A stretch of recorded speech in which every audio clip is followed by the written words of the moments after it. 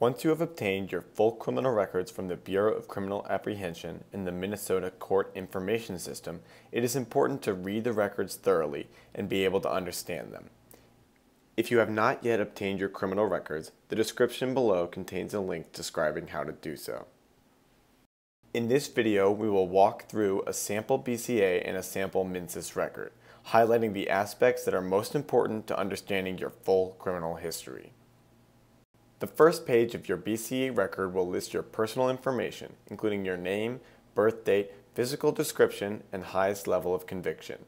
It is a good idea to cross-check this information with all reported names and dates of birth on your MNCIS record to make sure you have every record that has been created under each name you may have given to law enforcement.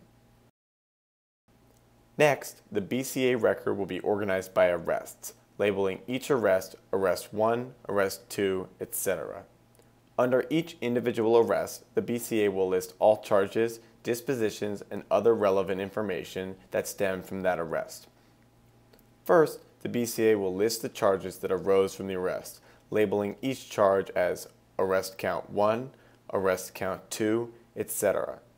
Under each count, the BCA then lists the court hearing date and when the hearing took place. The outcome of the hearing, including the disposition, whether there was a guilty plea, and the conviction level are all included.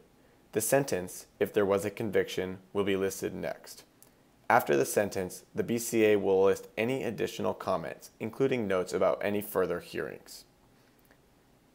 If you have successfully completed a stay of imposition, the BCA report should reflect this and report the conviction level as a misdemeanor. In order to read your MNCIS record, you must first ensure that you have the entire record for each separate incident that appears on the initial search results page when you look up your name at your local courthouse. You can obtain these records by printing out the register of actions for each case while you are at the courthouse. If you have only obtained the search results page or a list of case numbers from the courthouse, you can access the complete records on the MNCIS Remote Access website. The link is in the description below this video. Under Party Information, MNCIS will list your name, address, sex, and date of birth.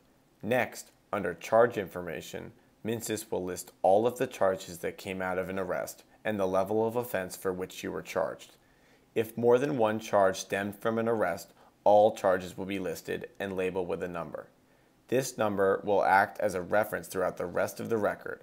For example, a disposition pertaining to the first charge will be labeled with a number 1. Under the section Events and Orders of the Court, MNCIS will list the disposition of the charges, whether or not there was a guilty plea, and the sentencing information if there was a conviction.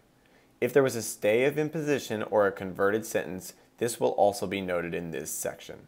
A section labeled Other Events and Hearings contains a timeline of all events, hearings, and other activities pertinent to the case.